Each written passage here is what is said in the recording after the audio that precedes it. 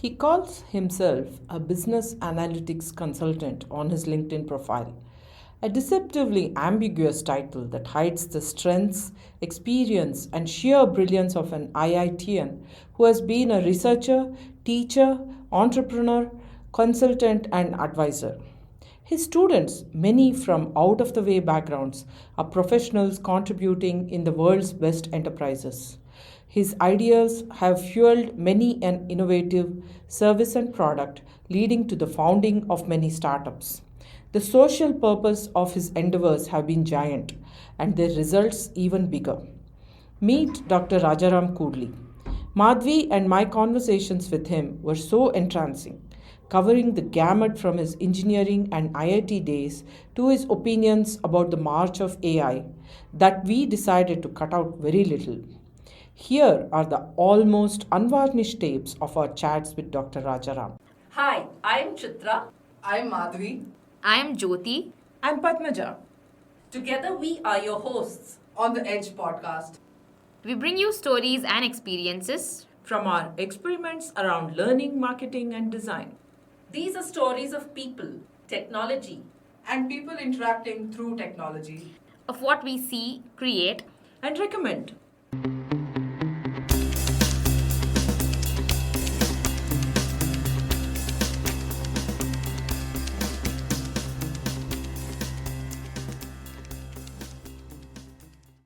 Rajaram Sir, welcome to the Edge podcast. It's an honor to have you here.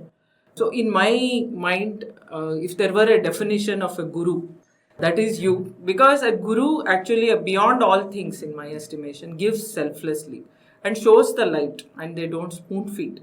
And I always feel like you do that. So, really honored to have you on our podcast.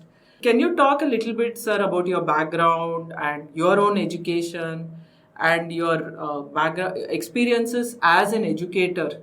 You know, how you came to your current views about education, and then talk a little bit about that. First of all, thank you for inviting me to this, I would say mind sharing or knowledge sharing more than anything else. And then I'm actually nervous about all the labels. I don't know really what it means. But suddenly I find myself, in the middle of something like educators conclave. I get surprised, what am I doing here? Kind of thing. Because what is formally education and formal organization of education, administration of that, and the educators who do the design and administration of that, somehow it doesn't attract or it doesn't appeal to me. But I happen to be in that space. So anything which is crystallized and labeled will come with a lot of complexity, I would say. Of course. So you'll find a lot of pointers to that in modern literature, popular literature, as well as the ancient wisdom. But for some reason, everybody seems to be enjoying the play. That's why it's called Leela. So it's all Leela. And if you look closer into the Leela, you'll see a lot of things are quite opposite of what it appears like. And It's a very profitable Leela for many people. yeah. And then thankfully the recent Nobel Prize for Physics, almost all the Indian Vedantins are jumping about that. It actually proves that the whole world is Maya. Maya. So now I can talk a little more loudly and confidently about the Maya of the education system as we see, which is part of course, the larger system, I would say. So with all the risks involved with the labeling and talking about the way the mainstream is playing out, it's still worth it. Somewhere one has to express, and if it makes sense to few people, maybe there will be some change, or it could show some light to some people. So having said that, since you asked me about my background, I am born and brought up in Shimoga, which is a small town, middle of Karnataka. So pretty innocent people, I would say. What everybody does, we also do. Go to some neighborhood school, the government school, then go to the most known school in the town, and so on. But it didn't mean much to me personally. I never had a great time or, great learning time in classrooms or in the school. Just a routine, and we had a lot of freedom, I would say. So So much later I realized probably now, since I'm working with different interest groups and so on, probably, and there is more awareness of the learning disabilities and so on. In all probabilities, I was somewhere on the autism spectrum. It looks like I never understood anything in the classroom. So much so that from 9th or 10th, I developed myopia. I used to do only painting, drawing. That was my interest. Sitting in a dark corner and of course reading books and so on. I developed myopia. I never realized that because anyway I was not able to follow anything in the classroom. So I was not able to read anything written on the board, which I just thought it's part of that. Anyway, I can't follow anything. Why bother? I was never reading. Went on like that. And first time after 10th or 12th, when I got tested, it was very high, 4.75 or something. Wow. Kind of thing. If you are naturally good in studies, you get first class. First class students after 10th have to go to science. So I was just on the margin, got into the science. And if you are first class in science, you have to go to engineering or medical. Correct. That's how we got into that. Otherwise, I was never interested. By that time, I was more interested in creative field. I wanted to be a film director, movie director. That was this thing. And then that time, all the popular the artistic or the bridge movies and the art movie makers all had initial K. I also had initial K, and they all had BSc as a degree. So I registered for a BSc degree in government college there, so that after BSc degree, I'll become a film director. So that you can imagine, that was the level of awareness or thought process that was about what I would do next or what would be my chosen natural career path kind of thing. But then you always go with the flow with your traditional family and authoritative elders, mostly driven by what is happening in the rest of the world. Everybody had to go to engineering, we also went kind of. Same thing in engineering. I was just a borderline case and got into that with some donation paid. I studied in Chitradurga. I mean, if you look at the history of all these engineering colleges and their ranking, if there were any, that would speak for itself. I don't want to talk about that. I would say, again, since naturally I had some brains, it looks like, I would get good scores right from the first semester. And by the time you reach third semester, you are branded as a topper and everybody gives you marks, whether you write tests or not. I was also surprised. I didn't know at that time, like all the math-related stuff, mechanics, electrical engineering, all of that. I was not regular to class. I would not read any book. Most people won't believe, even now, even I can't believe when I look back. I have not read any technical book cover to cover. Wow. Till now. And say, how can you do PhD in math and tech? Exactly. It's possible. I am here, it's possible. You could be tougher without reading books. Now I have more serious explanation for that, which may come out. Let's see if it comes out. So I would crack those problems in exam, looking at them for the first time. I would have studied whatever books people don't read. And a lot of these competitive guys who wanted to be toppers, they would go and catch hold of the only book available in library, hide it, all kind of things. Muck up the all of that. But I would just pick up whatever books were available a day before exam and just pass through that. I was always nervous about exam. My only motivation to somehow go and write exams was, tomorrow by this time it will be over. Whatever it's a good motivation. That's all. I would actually look at that. But tomorrow by 4 p.m. or 6 p.m. it would be over. So and yet you made your way from Chitradurga to IIT. Whatever. So that means that something in our IIT system works. They recognize brains. Very, very small, windows. And it just draws the energy wherever it should be. There are a lot of other, possibilities. That's how that institution and the whole environment was such that a lot of local guys and all of that, people who would not get job in engineering would become teachers in the same college. That was the phenomena that was going on since then.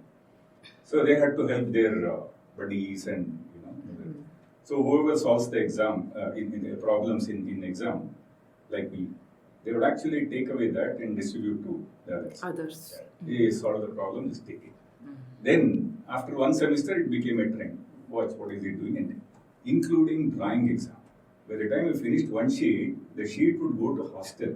There, a bunch of guys sitting would make copies of that and send it back. Formally. I never understood, but I was good in drawing and these subjects. So happened that in second, third, fourth year, there were new teachers. I never went to attend their classes. While hanging around with friends in city, somebody would introduce, he is a new welding teacher or a casting teacher. Then that guy would ask, they would introduce me, he's Rajaram. Oh, you are Rajaram. Nice to meet you. And then whatever. So they would give me full marks because I'm a topper. Somebody has to get into rank, so they would just. Then I would ask my friends, who is that guy? So he is our new teacher. So this was how it went on and on. It so happened that there was only one other guy who was clearing all the subjects, but he also dunked in few subjects in final year. I happened to be the only guy who passed in all subjects with distinction till then. Without a backlog. Without a backlog. That is critical, right? The only one. So whatever, So that went. So whole world, the college and society was telling he is a topper. I didn't know anything of anything. In the whole world, I was the only guy who knew that I don't know any engineering. What do I do with it? I didn't have confidence to apply for any job. I didn't apply. I was forced to apply to this government job or a BHEL, BML. Got interview calls, but I never went to those interviews. Never, written test, whatever. I never went. But I would use that as an excuse, get some pocket money for, bus charge, train charge, come here and hang around and go back. Come here as in Bangalore. Yeah, in Bangalore I came once or twice. Okay. After that, I was just hanging around and my father pulled me into agriculture. That I enjoyed. 6 months I helped in doing agriculture. Improve the land. So he intended to sell, which we didn't know. I didn't know. So I was like his, guy. Go here, there. I used to commute up to Tiptur in government bus. His right hand. To get the coconut plants which are grown up, 3-4 years old, so that it will yield quicker. So like that, going to villages, I collected about 400 of them, 800 of them. 8 acres we converted into, half the land we converted into coconut plantation. Then he declared that he's going to sell. Since I'm an educated fellow, I should go and get some job. This is not for me. My younger brother also wanted to, he didn't have a very good academic. So we wanted to do that desperately. I didn't have any other idea, going to job or this or that. But then it didn't happen. Sold it. So I moved up. I was hanging around in my brother-in-law sister's place in Hubli. They tried to push me to write GATE. So I just attempted a couple of GATE. I didn't know why was I doing it. To get everybody scoring subjects. You take some geology. I went to exam, it didn't make any sense. What am I doing with geology? It is no remotest interest in any of those things. At least physics, okay. Maths to some extent. But you have to clear some number of subjects, minimum credits, this, that. It just didn't interest me. I just walked out of exam every day. Then I was just pushed into teaching. Since I can't do anything else, maybe you can do teaching. So Belgaum, that Gopte Engineering College, principal was K. Vishwanath, who was known to families,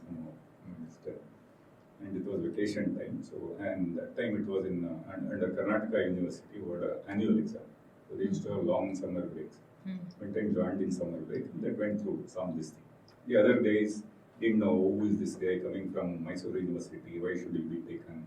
Let's follow the process. The principal just told, no, he's a good guy, just take him, then we'll fill the rest. So that's how then I started understanding how the world works. I didn't understand at that time. I just went with the flow. Looking back, I understand all of that. How self-interest plays a role everywhere. I was given industrial engineering, industrial management subject, which nobody wanted because nobody wanted to teach the subject. So, but you were a BE in what subject? Industrial production. Oh, that's why they gave you industrial management. They had an industrial production department there. Good people, nice people. So I should say I really learned what is work and professional ethics, doing it correctly, etc. Because of our HOD, Professor Kudli was there, and I used to work with a couple of assistant professors.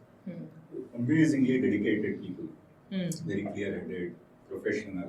And that was, by the way, the only A-grade college among private colleges in Karnataka. The only A-grade college at that time. So I should say, this is how my luck played out everywhere. I was topper without studying. And then somebody called me and gave me a job. I was least interested in that, and so on. So now I understand that that's a design. People are made of different material, and material come with their own design. They, respond to certain kind of energy, and they attract certain kind of energy, and they go with the flow, and right things will happen. Kind of thing. It's more of that kind than I was a topper. I got into this software. I loved teaching. None of that. You just go with the flow. Flow. The right people will attract and. Do you believe in the, like some people say, right, there will be guides in life. And they will be looking for you just like how you are looking for them. So and they except take you. that, what I'm realizing now, still exploring, except that it is not individuals. So Okay. it's manifestation through individuals. Like when you call an individual as a guru, is that so?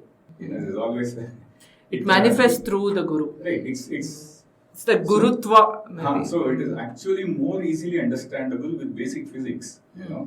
The material. Finally, it's material. Correct. It's affinity between materials, and different materials respond to different stimuli. That's as simple as that. I joined in vacation. I was given that because nobody else wanted to, and then I realized I didn't know English. Oh, okay. Having studied in Kannada medium till 10th, 11th, 12th somehow we managed. That's why I was never following anything, said in the classrooms or otherwise, just somehow. And then engineering, all local college, and we never went to college, and all local guys were teachers, so no chance for, because I had classmates from Andhra and Tamil Nadu, I learned some Tamil and Telugu, not English.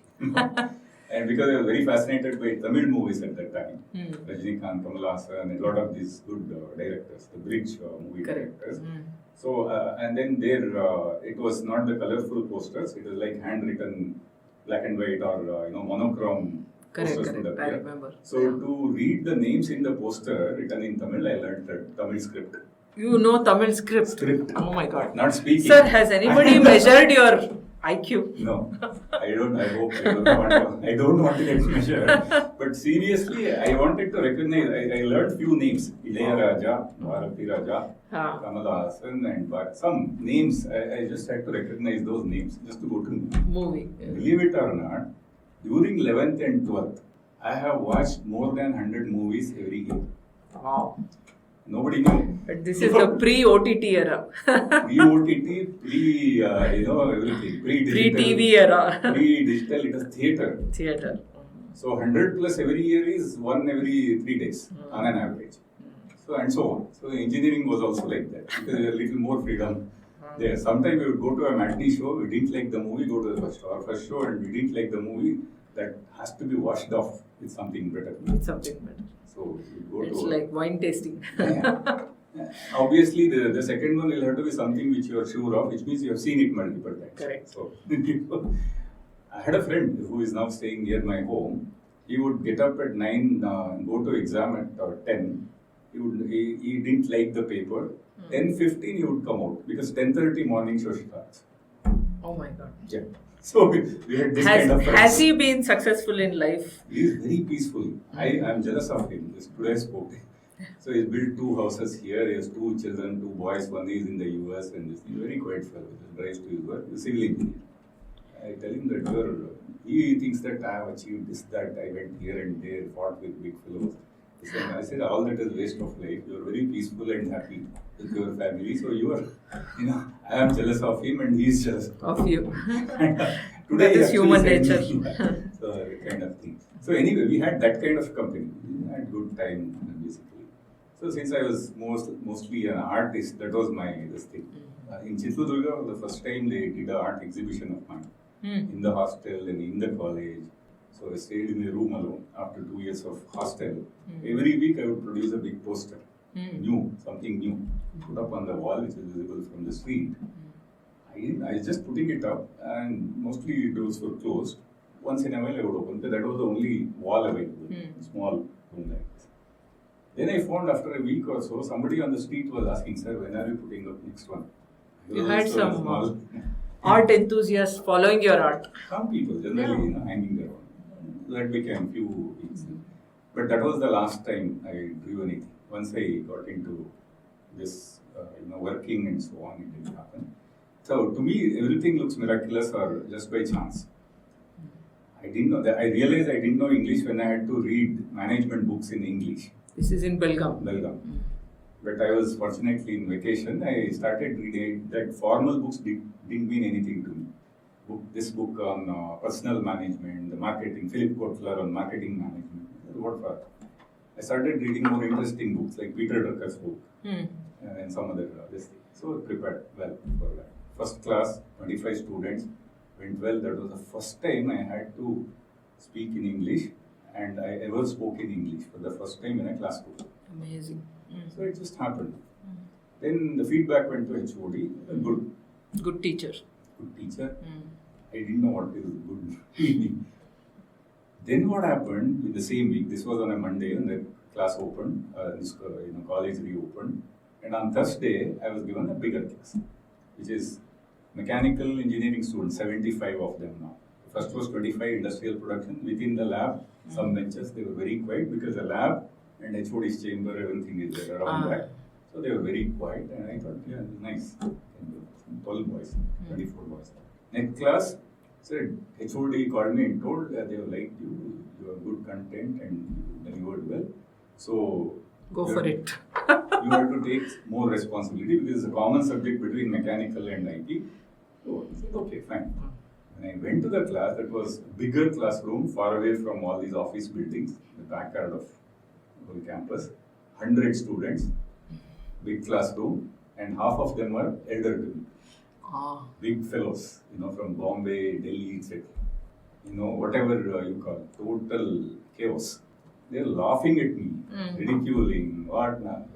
I was just a thin, small fellow. And incidentally, my date of birth was, manipulated so that I could get admitted Earlier. Yeah, it's happened to many of us. So I was younger than all the final year students, and some of them were elder to me. Now, half of them rather were elder to me. You can imagine. I could not speak a word in the class. And listening to the noise, the other classroom guys went and told HOD, other faculty or whoever, and HOD came and scolded them and so on, something. Right? And so that was it has a longer story, how I managed that and had serious fights with the students and so on. And finally, some students had threatened me and all that happened. I was given a rectorship of the hostel, used to stay across this. After office hours, you weren't students, anything can happen, that kind of thing. Then after a year, when it came to year ending, the whole year was with this kind of tension. I didn't know what to do. It's such a stupid subject, and I had to cover it as annual also. The whole year you have to keep on. Oh, not a semester system yet. yet. Other metrology lab and other things to do. But this was terrible. Then that's when I realized nobody wanted to teach this subject. All the faculty were attempting GATE. They would take subject which would help them in GATE. All the engineering subject. Nobody wanted. So this was just a transition job for them. Yeah. So this kind of tense situation went on for a year. I had to do a lot of things to keep it in control, and one of the things, in fact, some good students, or IP students who were closer, one boy actually suggested, sir, dump the textbook, nobody is interested. Why don't you do something interesting? So what interesting things? Then he suggested Lee Iacocca's biography. That became the textbook. Okay. And it was interesting for me also. So I would read that and tell the story in classroom and then discuss that. And told is all the bad boys, if you are not interested, you can sit in the back bench and do whatever you like. You read some novel, whatever you want to do, but you cannot hang around outside. Both will have trouble. Right. That's all. You reached a compromise. So these boys would bring some interesting books like The Future Shark. Alvin Toffler. So you see how idiot who never wanted to, talk English or do engineering. He's talking Future Shark. Students were, they were the ones actually bringing these things, and that was the better part of the experience and so on. So very friendly with students and so on. And it came to year end, these all bad boys suddenly became friends. They wanted to be friendly. They wanted me to take them to industrial too. I said, fine, why not? Then I told you ask HOD. If he says fine, I can. They asked HOD. HOD says if Professor Rajaram is fine, you can take him. I said if he is fine, I am fine. Then when I go and meet him, he says, why are you going with him? Why did you agree? What happened? You see, they are bad boys. Anything can happen to you. They have done such mischiefs in the past. So how can you? And you had particularly trouble with them. But now they are fine. You know why they are fine with you now? Because it's year end, you have 25 marks. that internal assessment thing, 20 marks or something. That's the reason they want to be good. That's okay. That's okay. But this is risk in that, danger in going with them to some collab or to somewhere. And that's when, much later in industry, when I invited people to do some workshops for self-awareness, this and that, I understood that. There is one such psychometric instrument to discover your core values. Looking back, I understood that was my core values manifesting. That I defied HOD. I said, no, this is not, how can you say that? You told that if, I am fine, I can go to them. And I had told them, if you are fine, I can go. So you are fine with me saying fine and going. And now you say this, that's not possible. There was another HOD sitting with him on Sunday or something. He was upset, like I'm defying him. I said, don't go, I'm telling you, don't go. Said, how can you say that? Because I've committed to that. So it was my commitment. I just didn't understand any implication of defying an authority. I was not looking at that. I was doing my job well and everybody was friendly. What is the problem? Correct. I went. He told me finally, I'm telling you, don't go. I just left and then I went with them. Then I realized actually they were mischievous. They knew it was an industrial holiday in Kolhapur the next day. And they took me there and they said, sir, tomorrow is a holiday, we're going to enjoy. Night they took to Panalgarh. Just they wanted to have party, booze, this, that. That's when I got a little scared. But then there were a lot of students, just they wanted to chill and be friendly and that's all. Next day we went to industry too. Then I realized I don't have the personality to go to industry and talk about things. And these big fellows from Delhi, Mumbai, from industrial background, industrial families, they said, sir, you don't worry, you be just Raja, we will manage. So they introduced themselves as professors. Oh my God. They look like... This is like a movie, sir. I said, fine. They are introducing themselves as, I forget their name. One was Sandhu from Punjab. Another Are you in was, touch with them? No. Not at all. Another one, not Machani, some Sindhi guy from Mumbai. So then a lot of such things. After we came back, we involved them in classroom. Told, since you are from industry, why don't you bring your industry case studies to classroom? They actually brought. Wow. That's when I understood we learn nothing out of textbooks. Why I was never interested in the academics is that you just don't get a feel of anything. Some learning I did was in my final year project. We went around Karnataka visiting small, big, automated process, product, manufacturing industries. Our project was to study the plant layout material. That was real, exposure to industry. Then I realized that I am not fit for it. Final year project, I realized this is not the environment I want to be, but I did good project and got good marks, etc. But I had a feeling for that. So when I involved the student, they brought actual, real challenging problems. I can relate right now one, because we are talking of education. Maybe these are the small things which, triggered my instinct as a more, whatever you call it, what may be the right way of learning or imparting knowledge. We have to be learning together, one, and it has to relate to real world. So this Bombay boy who had an industry, he brought a case study. I would tell them, you come on the podium and you speak. So they would engage very well. It went on very well actually. And then competitively they would bring in more stories from the industry.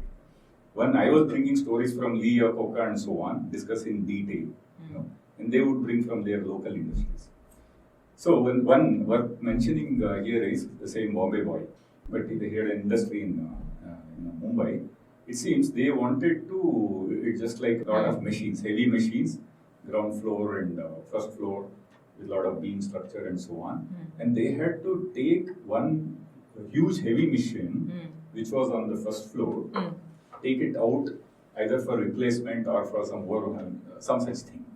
Then they realized that over a period of time, because that lasts for 10-20 years, over a couple of decades, they have built a lot of other superstructures and machines were put around that. There was absolutely no space for a crane Moving or something to go and take it up. And they didn't know what to do. Without clearing other machines, etc., or, breaking some structure, it was not possible. Very little, just a passageway was there around the machines. They had no clue. All the engineers and the owners, they had no clue what to do about that. Then they opened it up to workers. Can anybody suggest? Anybody suggest how to take it out without damaging anything? There is a price. Just it's a challenge. And workers who are on the ground, either one or some of them came up with this solution, it seemed, and it worked. You know what was the solution? You have this just passage, actual machine will be only having some foundation, right, on what you call carpet area. So that much of passage is there. What these guys suggested is, get ice cubes. Put huge ice cubes available, ice beds rather, stack it up to that, just slide the machine, then leave it. Oh Right. my God. It And worked. they did it. They did it. Wow. You can't find it in any engineering textbook. Yes. And IIT engineers cannot imagine this, I can tell you, because they do only simulation of all engineering systems on computer. Correct. This is outside the machine. Yeah. This is actually a real world problem. Yeah. Now I would test ChatGPT with this. Give this problem, can ChatGPT find out? Towards the end of my life in IIT, we had such ideas. So it should be given access to all possibilities of, transforming matter and energy to find out the eventual solution. That was the idea. Let's see if ChatGPT can do it. We had thought of that. We should build some such system to find out. Otherwise, we are in a narrow, this thing. Yeah. We'll keep on digging and everybody will be digging. So thinking outside the box is an idea. Right. Really. But I have come across like this industry, in IIT also, there was Tata Bearings industry. The senior manager, they used to be our visiting faculty. They would invite students to come and visit and tell us if you see something odd. Because we would have gotten used to that. If there is something rotting, it would have become part of life. We would not notice that. Correct. So they would invite students to do that. And much later in industry, I realized there is a thing called in analytics called granny test. So granny is the one who doesn't know anything of the current generation. She's But naive to the name. Yeah. But she looks at it, she knows if there is something wrong or something which doesn't make sense. Sense. Because with all our technical brilliance, the product has to be consumed by The somebody user. the Exactly. user, who is pretty innocent actually. Yeah. So granny test, and then when first time when we were into some delivery of some analytic stuff, was the senior guy who was the CEO and the key person. He said, now time to do granny test. I didn't know what is granny test. They said, this is it. Okay, call the granny. I said, who is granny here? The partner. So there are three partners. One is a guy who was not technically brilliant or anything. He was considered as a joker. So he was their granny. Call the granny and the guys would understand. Hey, come. I said, look at this. Does it make sense? Whatever he says, they would take it. That's the If it didn't make sense to him, it won't make sense to the client. This is how, the last mile works. And all other things are drama. Lot of management, lot of engineering, lot of English is... Lot Leela. of documentation. Yeah, Leela. So it creates work, basically. Occupation. It's busy work. Yeah. Sir, we Sorry. will close this segment on this note. So, can we now fast forward from Belgaum to IIT? How did you get there and what was the experience there? So from Belgaum, when after 2 years of service, we were supposed to go for higher studies as sponsored guys. I had two opportunities. One, either management, because we were industrial and production. So I had a choice of going to either engineering or management. I did get in admission in NITI, Mumbai, the management institution, and also in IIT Kharagpur. But my HOD advised me to go to engineering. Said management is so. So engineering is where, that too an IIT got an opportunity. So I just went. That's all. That was for an MTech. MTech, Masters. Again, the first 2 semesters were classroom. I didn't find it impressive at all. I had found better teachers or better way of executing engineering teaching in Belgaum, right there. I had very good dedicated professors, teachers. They were really doing industrial work for their projects. No dummy work. They actually produce 64-ton working hydraulic press. And similarly, and all the tools required for that, they would design and manufacture in the lab, and so on. So some guys had created a robot, working functional robot. So they were doing real industrial work. But here I was in IIT, is mostly theoretical, very ancient, basic, and also all computers. When it came to projects and so on, more work on computers kind of. So in every course, we were supposed to write assignments, and we were supposed to write a computer program associated with the assignment.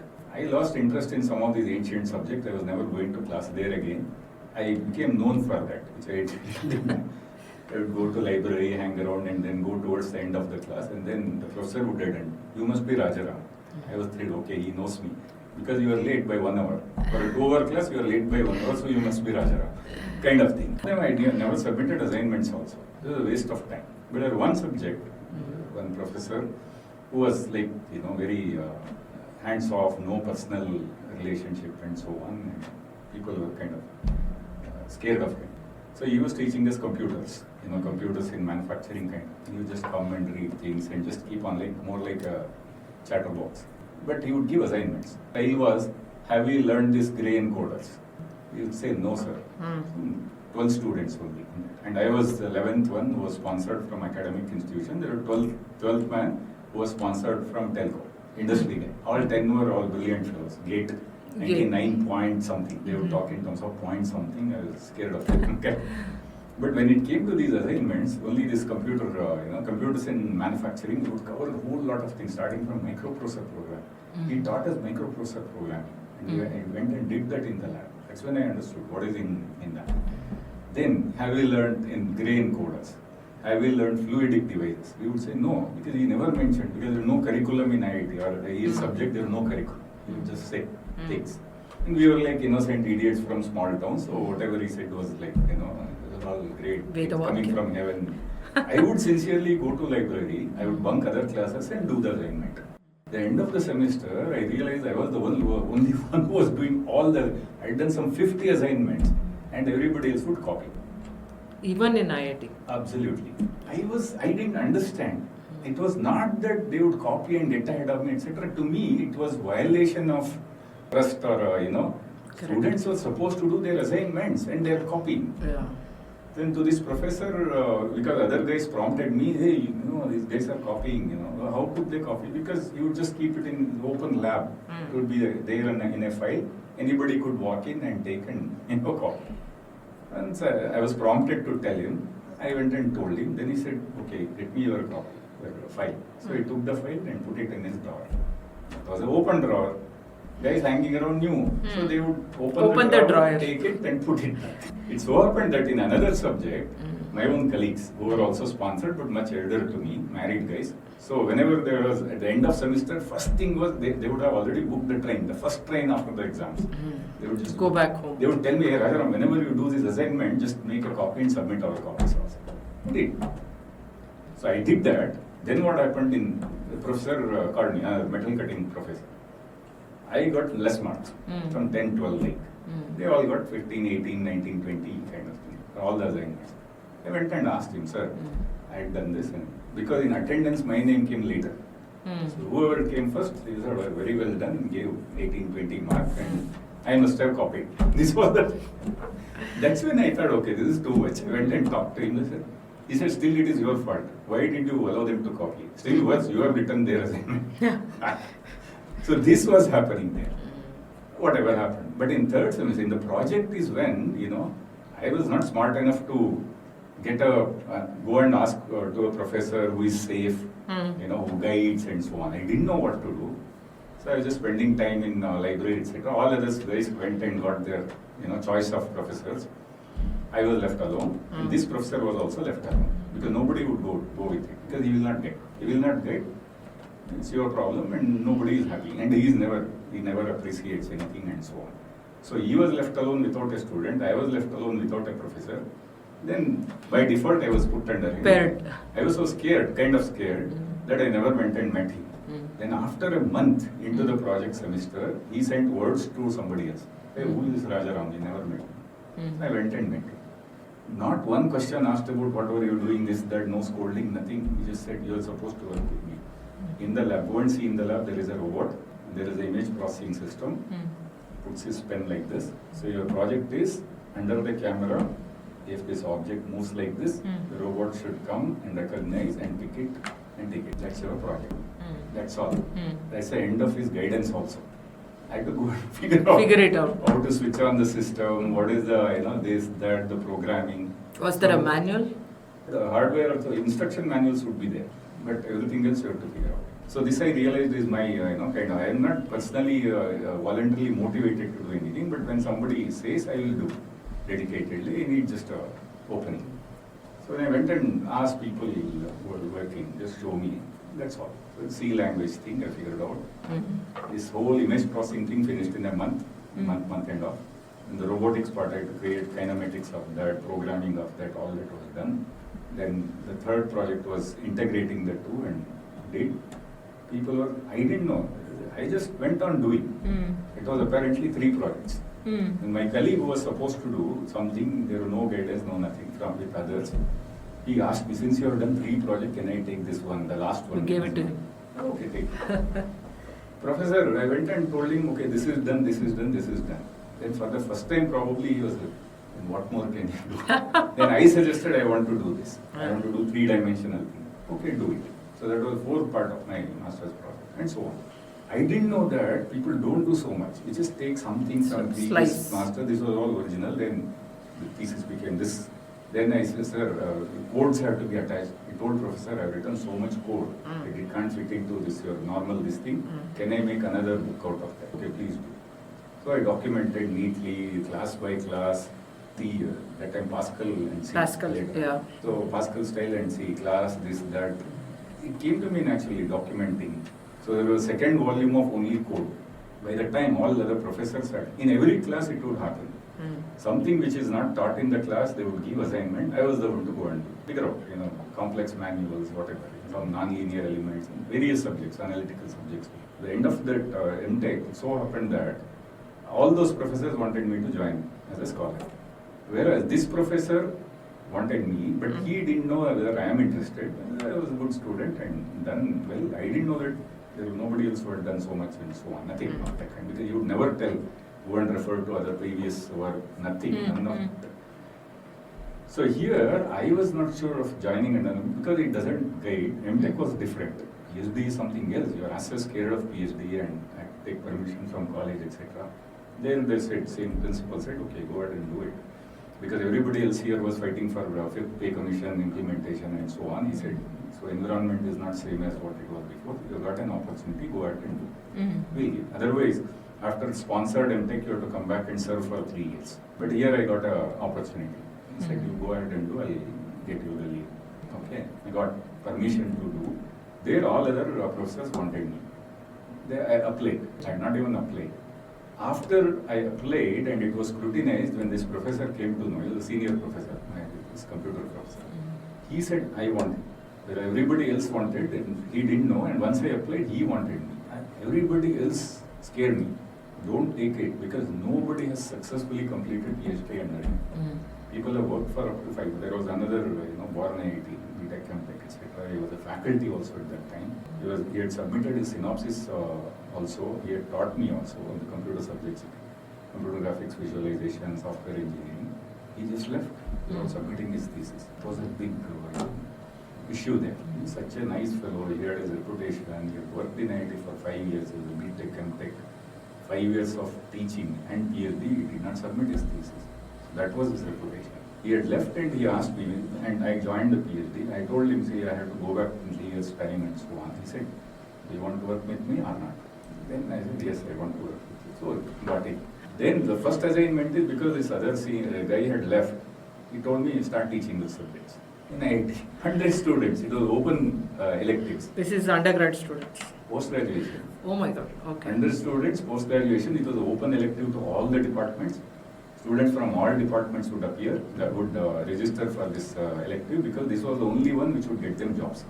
It was programming, software engineering lab, software engineering and corresponding lab for 100 students in the next semester, odd and even semester. Even semester, it's computer graphics and visualization, 100 students, open elective for all, which is again an excuse for working on computers. Went on like that for 8 years. I had to just jump into that and own that subject. How can somebody guide me to teach those subjects? Nothing. You just start teaching. No curriculum, no textbook. When I went and asked him, is there a textbook I should follow, a curriculum? No, you are teaching in IIT.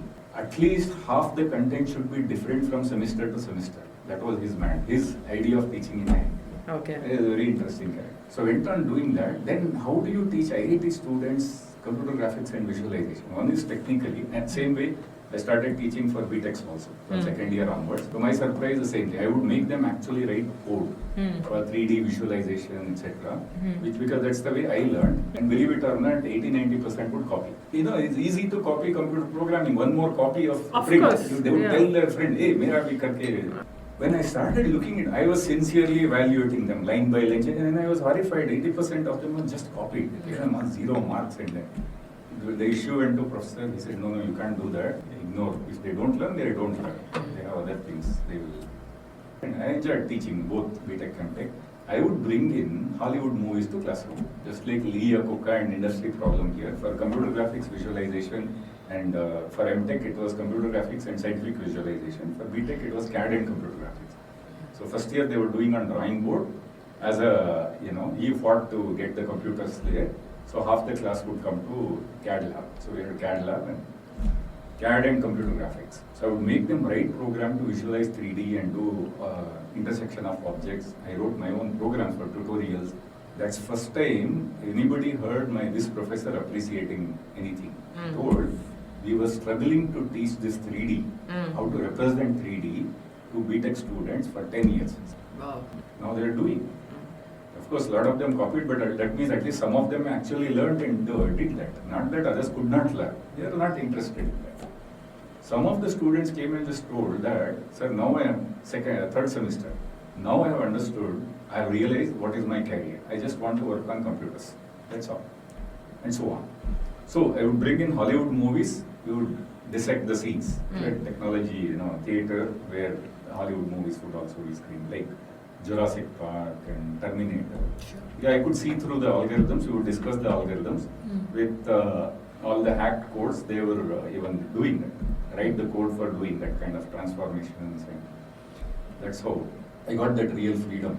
And the creativity was, exploding. I was working on intelligence. What is today AI ML? That was what I was doing 20 to 30 years ago. From 91 to 99, I was doing that.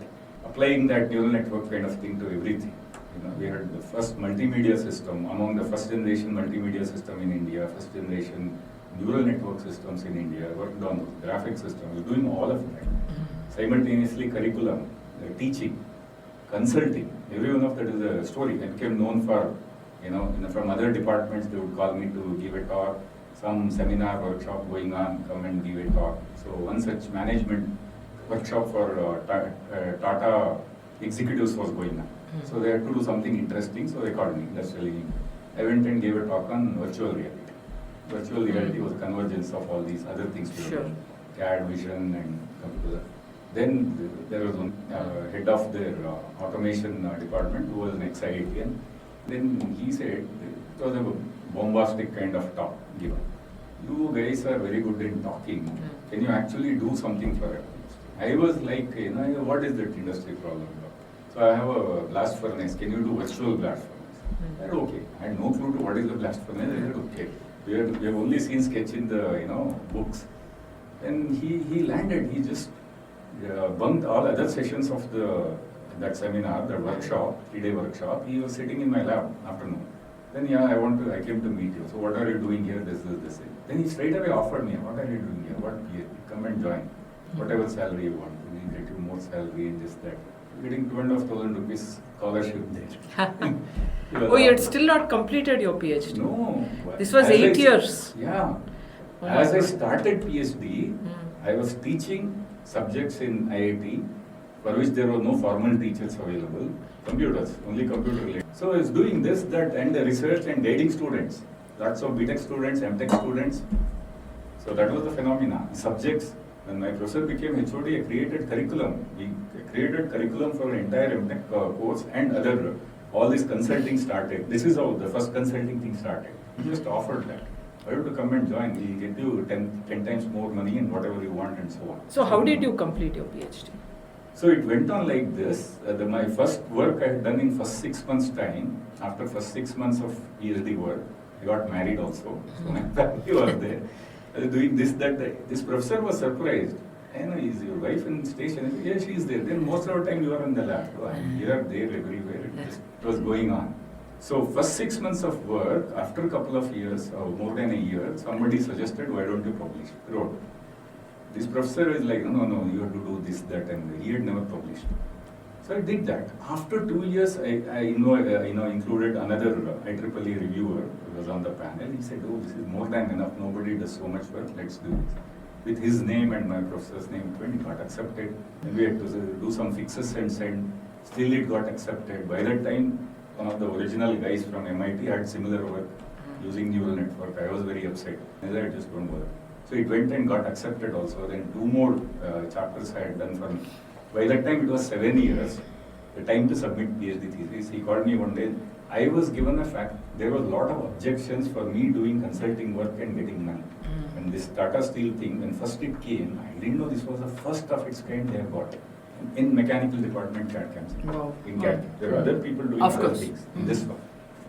I just committed to doing a neural network model for a blast furnace and using genetic algorithm and fuzzy logic to develop a controller for that without having a clue to what. So students were assigned to me. I would guide them in the night time and getting the project and doing. Finally, when we delivered that, we got that was 5 lakh rupee project and all allocations done. I had to get professor said 50,000 rupees. There was a problem me getting 50,000 rupees. Having got the project, having executed, guided people, and because I am nobody. Similarly, then because You didn't have a PhD. more and more students were assigned to me for these electives and so on. That was a problem. In IIT, you cannot have more than 15 people in a classroom. How can somebody who is not a faculty teach an elective? There are 2 open elective, 100 students are coming. Objection for everything. My professor got tired of that. He went to a director, got a special permission in his handwriting. That because there is no faculty to teach this subject, Mr. Rajaram is permitted, given a special permission to teach subjects, special permission to participate in consulting. I didn't know it was a problem for everybody. I just was going on and on. I can now relate after my other explorations in the last 15, 20 years after I left IIT. There is a thing called immeasurable. So it's also learning by insight. When you engage with something, any subject matter in general, when you engage with a thing or a person or whatever, particularly learning, there is an insight. You learn by insight. I am talking from what I understood about the mind, the workings of the mind, and learning from Jiddu Krishnamurti.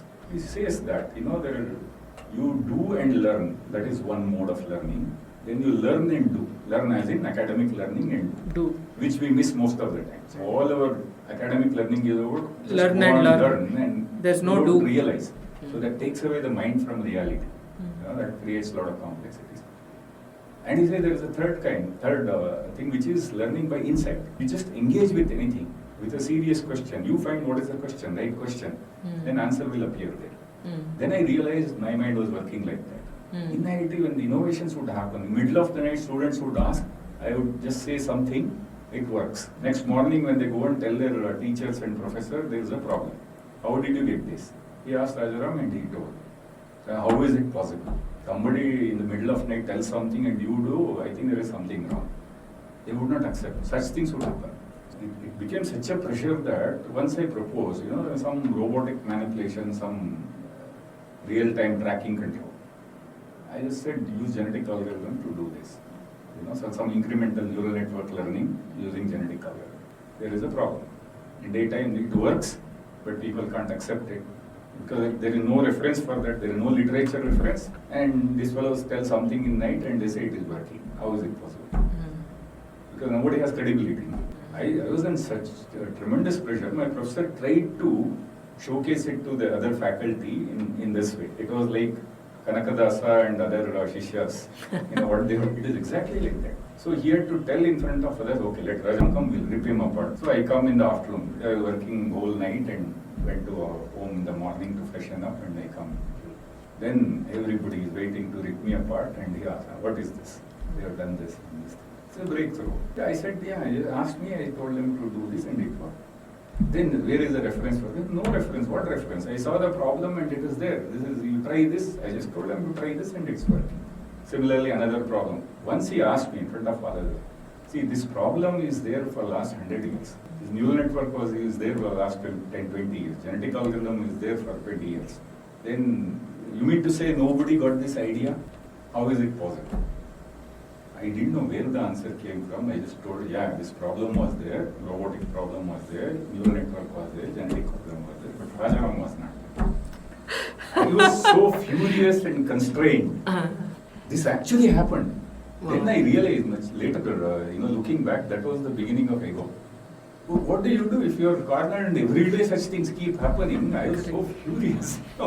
And so on. What I mean, much later I understand there is a different way. So I realized that it is just that creativity, the inquisitiveness and creativity, if that is not destroyed by taking this academic system seriously. If you take it seriously, it will get destroyed. Yeah. It actually systematically destroys the inquisitiveness, the ability to see through things, the insight, capability to have insights that get destroyed by more and more information stuffed in. It creates a lot of insecurity. So one analogy I can see with what you just said is sort of like Ramanujan's notebooks, which he has filled Some of with it, yeah. so many theorems and Yeah. without proofs. So it's just he engaged with the subject and his natural engagement brought about That's all it. those That's theorems. it. And people are still trying to decipher it. Yeah. I want to close this segment, Yeah. sir, with tell us how you got the PhD, and then we'll go into the insights section. So, it was what I had done in first 6 months. After that, I was doing all these things. No work done on PhD. When it was 7 years and lot of this pressure was The building first up. 6 years, you mean? Yeah. Uh-huh. At the end of another 6 years, it was time that I should become a faculty officially. I was given a appointment letter with all these problems, a special permission given by director for all this. Then I was given before submission, so it was conditional. The day I submit my thesis, I could join as a faculty. So he said, it's almost 7 years, why don't you write thesis? I have not worked on my PhD for almost 5-6 years, and except what was done initially, and after a year or so, it got published in IITian. This is good enough. Most people submit without any publication. This was in IITian. Can you believe? From a mechanical department, it got published in IITian System and Cybernetics. So I didn't know what it meant, but apparently it meant big in IIT. I didn't know what it meant. Then I said, okay, let me add some more stuff to that, PhD thing. I looked into that. There are a couple of other problems I could do using neural network. All that is today core of this, deep learning. Okay. Actually created a CNN. That's a different definition of Convolutional. that. Yeah. It was not convolution with a different definition at that time, and something else also for time tracking kind of thing. Got 2 papers out of that. Both got accepted in IEEE neural networks. By that time, I was so troubled after I became faculty. I just did not even send it for publication. Because it was accepted in IEEE, I could submit my thesis. But in synopsis seminar, because a lot of faculty, senior professor was also wanting to, they objected to something. So you were saying that there is MIT work, something was done in MIT. MIT, for robot vision, there is a Bible by Professor BKP Horn. Much later I understood that is MIT culture. They do the current research and MIT Press, it publishes. Right. On technical papers, and many technical papers would be published as book. But rest of the world who follow and who say they are MIT model like IIT, they follow it like Bible. In MIT it is not a Bible. Every prof who has got funding, you'll have a lot of people working under him, and whatever little thing they do, They just publish. Internally there will be seminar, they will just simply write technical paper. So that idea is floated, more people will know, and at least idea gets registered, you don't know where it goes next. These people have taken that as Bible, and rest of the world seriously invest a lot of time, energy in continuing to do that. One such concept was shift from shading. I looked at that, implemented, it doesn't work on real thing. I use neural networks, it worked. So that was my main, contribution, which got published in IEEE. I said that all the professors, how can you say what MIT people have done is, it's not good enough, it doesn't work. I said, I have actually implemented that, it doesn't work. So it got stuck there. Anyway, I submitted, thesis. But because I was already given a faculty appointment, so they raised enough noise, etc. But it went through. But when it came for defense, what had happened? By the time the defense happened, it was another year plus. The same original MIT fellows, they had written a paper, published a paper reviewing their work done 30 years ago. And saying it doesn't work. My thesis was defended in 97. Between that, my synopsis seminar, they published and they said this was like an idea, and we just ran some algorithm on a simulated image. That was a chapter in their book, Robot Vision, which is considered as Bible. And then later they regretted. We regret to see the whole world, just they took that as some holy grail and so much of work is done, thousands of papers published. They acknowledged that. That was my defense. When I did defend, I said that. So the other two, that's how I completed and joined as a faculty. All this breakthrough works I had done with genetic algorithm, neural network, same, the industrial blast furnace modeling, control, optimization with fuzzy logic and this, that. This is the actual deep learning model. It's more advanced than what you see today because I was evolving fuzzy logic control using neural network model of the system, evolve a fuzzy logic controller for inverse engineering using genetic algorithm. So it was all computational intelligence in one framework. Breakthrough, there was no published literature for that. What do I do? Again, those are my core values which were manifesting. Once I am committed or once I am given a responsibility, I can't run away. Correct. This, what do I do? All other work I had done. Anybody had any problem in there, they would come to our lab, my professor would say, he would call, hey Rajaram, can we do this? I said, why not? Some economics problem, macroeconomic problem. We predicted inflation, quarterly inflation of US with 130 years of data, including the very sharp inflation during World War and oil crisis. This guy was very surprised. Then he talked to his professors from London School of Economics. One of them was a Nobel laureate. That fellow laughed at it. That it's actually possible to predict these things. Then he gave me a more challenging problem. That can you predict exchange rates? So I created even more what today is called as ensemble network, neural networks, much more complex. A dynamic recurrent network for every stock market, all the European stock market, Japan and US, connecting them at a meta level to predict exchange rates. That was my own economic theory. If two countries are not even trading, still there is a virtual exchange rate between them. So the exchange rate is a reflection of the trade deficit or trade between two countries. But trade of a country with the other depends on their internal, economics, which is GDP and their own inflation, etc. So if I can predict the GDP and inflation, etc. with this, then we should be able to connect them of different countries and predict the exchange rate. It's very dynamic. With the dynamic recurrent network, even now there is no solution for that network. So we use genetic algorithm. So use genetic algorithm for this meta level. Then I proved one more. We created the same with using dynamic network. There is in macroeconomics, there is a thing called equilibrium. It's called some equilibrium, I forget, some economic equilibrium, where actually the rate of change of inflation is rate of change of GDP and money. It's called monetary value, way up. That's the difference, which is actually the real value of money and the nominal value of money.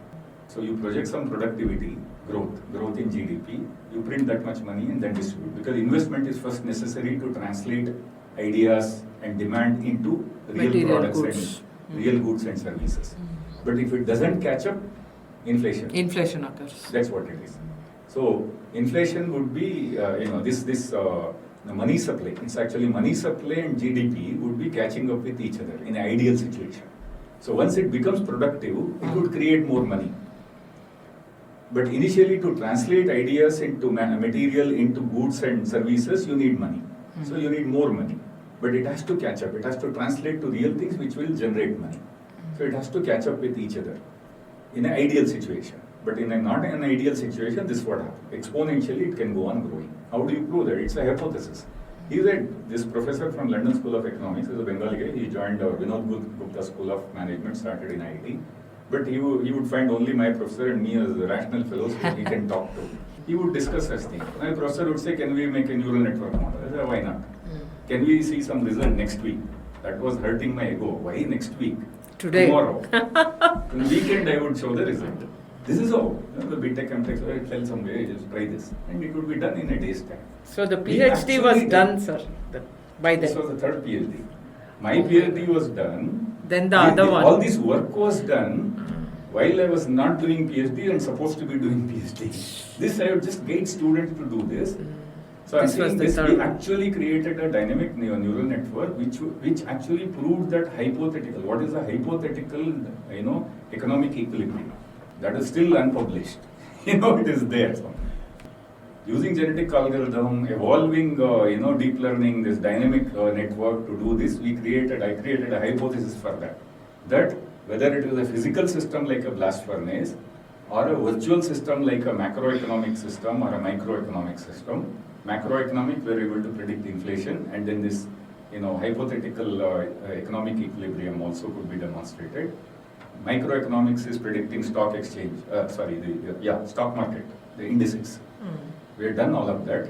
A real physical system like blast furnace, which cannot be modeled with a reductionist way.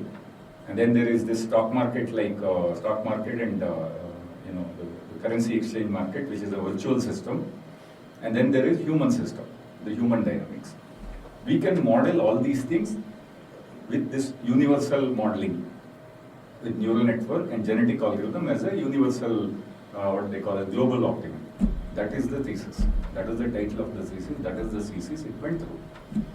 So that was like my third PhD. After I had joined as a faculty, I had to do this. So, in this segment, sir, can we talk about your core values as an educator, which have obviously been formed by your experiences, number one, and also your thoughts on what makes for impactful learning that works among adult learners?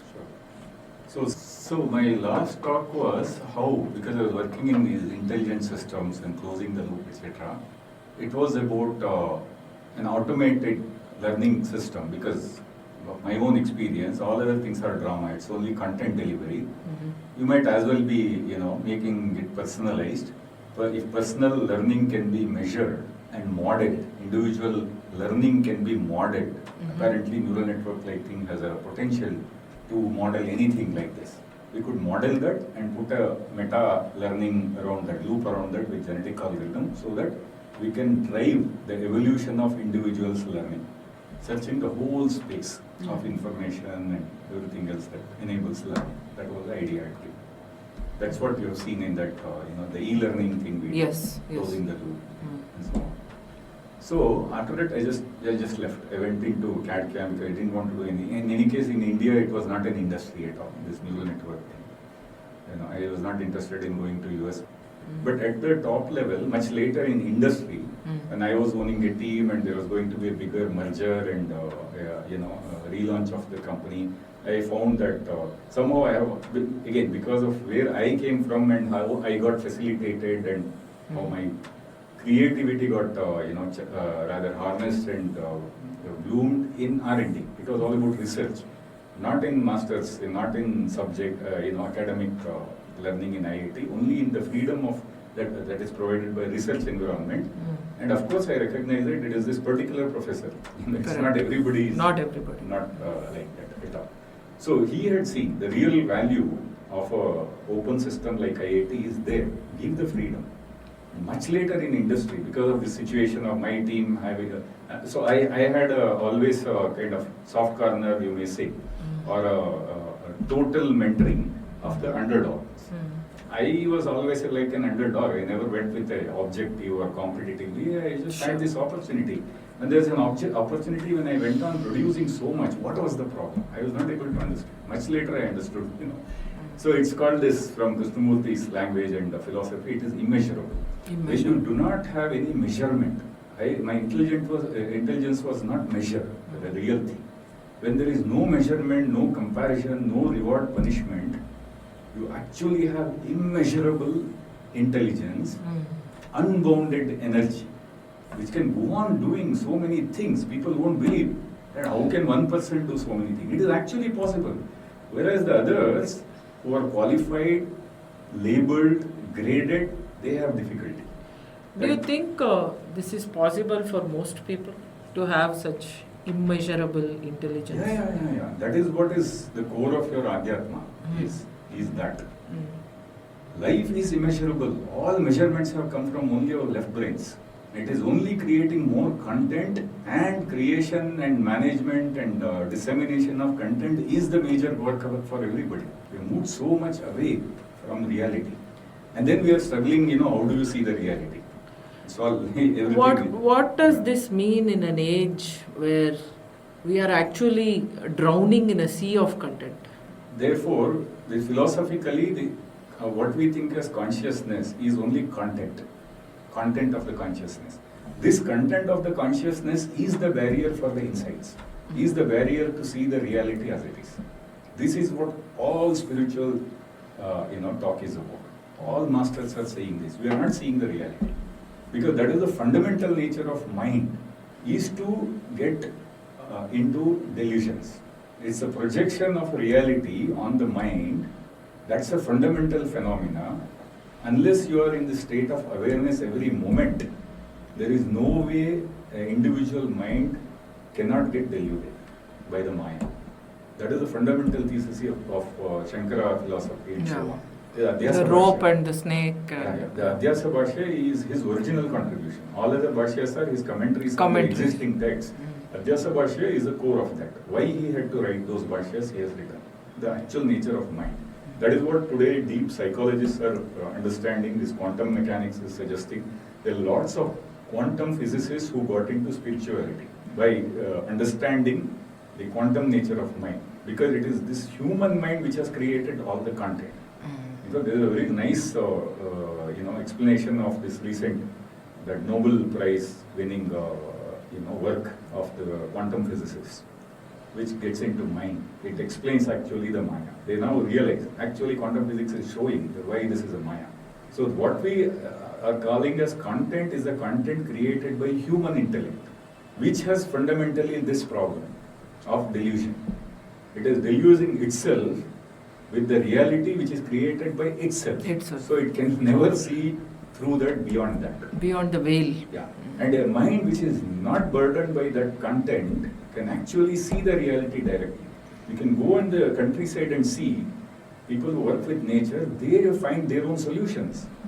They just find their own solutions. I mean, I may be sort of getting tangential, but what does this mean when we know that there is this possibility, but we are in this real world, this material world, this content-driven world? What does it mean for us? Like, in the sense, we need to educate, we need to skill, these people need to find jobs, they need to have food on the table. So I'm glad, while I've been on this track for the last 20 years, only in the last couple of years, this Yuval Noah Harari. Yes. He's just saying it, he's published it, he's given it in writing, that we are going to produce more and more generations of people who will be labeled as useless. In India, we have already seen 95% graduates labeled as, unemployable. Unemployable, that's right. Has come in my talk there. We don't recognize, the whole talk is about that 5% people who are required to do some great job, leadership job.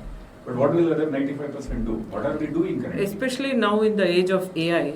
No, now just look at actual reality. Real statistics is in India, not more than 18% were ever employed. The employable were ever employed. That is the problem I was also facing. I was so confident that I could make anybody, any man, woman, child on street, old man, young man, child on street, a professional data scientist, employable. But who will provide employment for all of them? Hypothetically, if everybody is employable, how can you? You need an employer. Exactly. Yeah. So that is by the definition of employment, which is 9 to 5 job, monthly salary, weekend holidays, then your CL, FL, whatever, all that, and PF. That's the definition of employment by which only 5% are employable and only 20% are ever employed, 18% are ever employed, other 30% are daily wages, other 50% are self-employed. Correct. Including all entrepreneurs and roadside entrepreneurs, which is what Modi is trying to tell. Why don't you consider they are making a dignified living by doing something which is useful for other human beings? That should be the definition of employment. You are employed. Your energies are employed in creating some value for other human beings for which they are willing to pay. And we have very narrow definition of employment which is only creating this rat race. And there are more rejects. We reject 85% of them. And that is reality, no? Why don't we see anywhere, if there is a mass of 80, 85, 95% of the mass versus the remaining 10, 25% mass. Why do we focus all our energy and investment here? This is reality.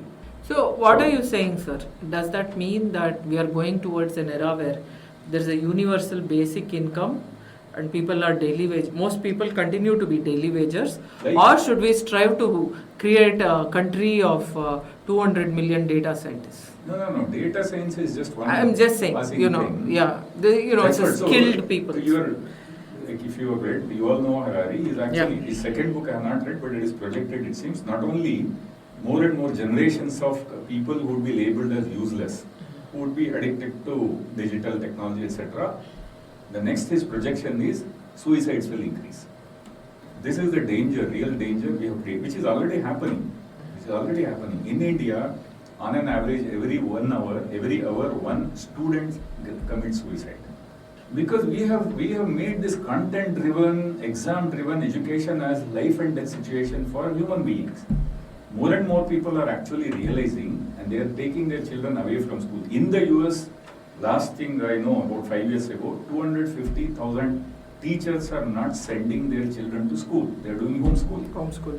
While they are teachers in schools for making a living. That's the kind of duality we are living in. I know personally some parents in Valley School who are in media, and they know how media works. They don't have television in their homes, but they work for a living in media, which is creating content for other children. That is the level of insensitivity we are living with. So it's not about data science job or this thing, because we are living in actual delusion. So it is a delusion-driven world which will keep on creating incremental opportunity. More AI is delusion. opportunity. Or more opportunity for whom? So you see, the most brilliant AI systems created, with all the billions of funding available, the most brilliant brains available, I would be one of them. This Tesla's driverless car and this Google fellow's Google Assistant. What is the net value they are creating to humans?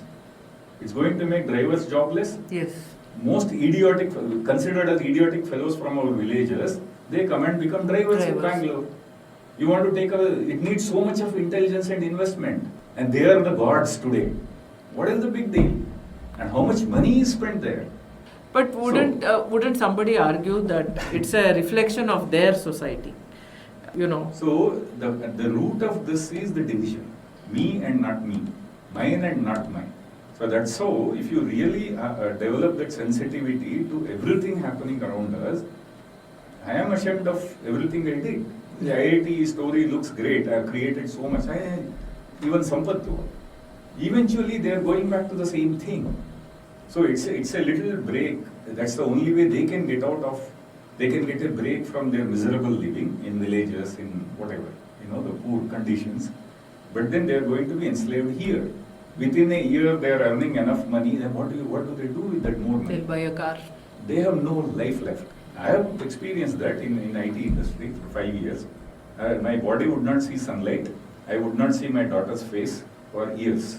Your body would not touch the ground for years. Living in India, you would not spend any quality time with your parents or with nature. Nothing. We think this is progress. That is a root cause. That is a problem which is increasing. Yuval Noah Harari is not a small town boy like me from India. He is a scholar, and he has spent his whole lifetime doing this research, and this is where we are heading. Is there anything positive we can end with? Is there something we can do against this onslaught of content and the rat?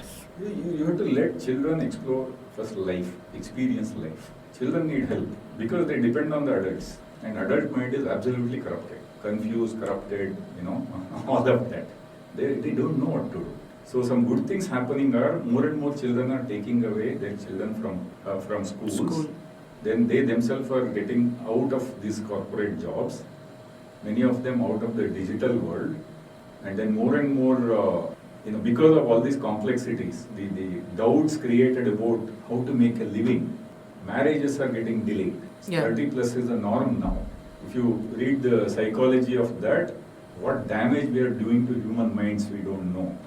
And to biological clocks. Biological, I'm talking about all of that, the health and so on and so forth. Those who are married somehow, After 30 plus, more and more of them are deciding not to have children. Nothing So is Elon guaranteed. Musk, whom you spoke, he's predicting a population collapse. Yeah. Yeah. You all know Harari is saying we are setting it up, and India is one of the suicide capitals. This thing people will find dying more less miserable than living. You're making living miserable. I'll just give one horrendous thing when I realized is to live you need clean air which is free, water which was free. Only in city it is still we have to pay. In village it is still freely available. The water bodies. And food you have to grow, right? And then whatever else, house, Clothing and etc. shelter. So among this, what requires human effort and intelligence is growing your food, which is much more fundamental. We have set up such a society in great ancient, tradition-driven country like India that the farmers are driven to commit suicide. One farmer told me, then I realized the horror of that. Why should they commit suicide? If they stop growing food, We are all gone. what they need for their family, we all have to commit suicide. I don't see much positive in all this content-driven education and this thing happening. Nothing. Very few people will make a lot of money and have power. Except that, we're doing terrible damage to the brains. But no, if there is anything positive, more and more people are also looking into this Gurukul-like system. Mm-hmm. Our holistic education, we are hearing more and more of that holistic education. More and more people are doing it seriously. Without even basic awareness of what is life, our body and mind, all of this is going to be driving only towards corruption. First you corrupt the mind and everything else will be automatically, driven by that, which is what is there in our ancient wisdom. All this is called avidya. Avidya. Though we call all these institutions as Vidyalayas, Mahavidyalayas, Vishwavidyalayas, it is Avidyalayas. Avidyalayas. It's so obvious. So this is duality we are living in. We are very proud of our ancient tradition, we are proud of our ancient wisdom, but this is how we have chosen to live. So if there is anything positive, it is, you can see positive only in the awareness of this which is becoming developing more quickly because of globalization and technology. I see more and more youngsters, current generation people are actually more aware of these things, but they are confused what to do. They are going through a lot of difficulty. And one thing they are all doing is be independent of these ancient brains. They just want to be free. They will explore. There is enough opportunity out there to find your living. Don't get caught up in what your parents tell and what society tells you to do. That I see more and more people, more and more youngsters realizing. So can I end this with what is possibly a heretical thought? So let's say we truly get into that age where there's a universal basic income and people are then maybe, when they don't have to worry about where food is coming from, they can free their minds. They don't have to get into the rat race because there is no need to get into a rat race. You think that is possible? That is a possible future? Yeah, the potential is always there. With the ancient wisdom, it's there and more people are discovering that. But the mainstream is so overwhelming.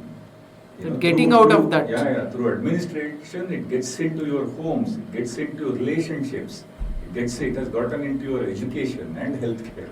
Correct. So it is always said, it's not as if at some point of time in history we were more free.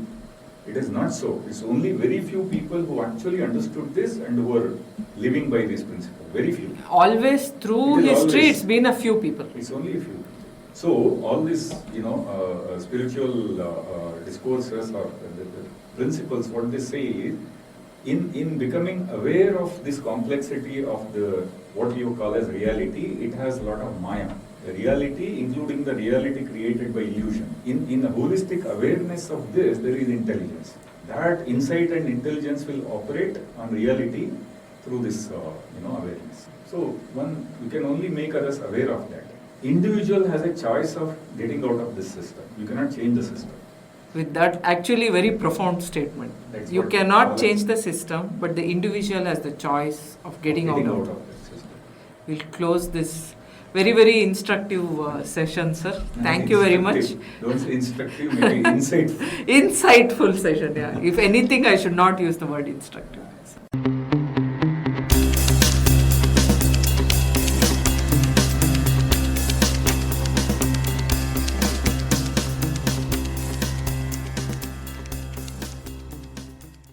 Please subscribe to the Edge podcast on your favorite podcast channel. We are on Google, iTunes, Spotify, Stitcher, and more. If you liked this episode, please share it with your friends. If you have stories to share and want to be featured on our podcast, write to us at podcasts@adepticlabs.com.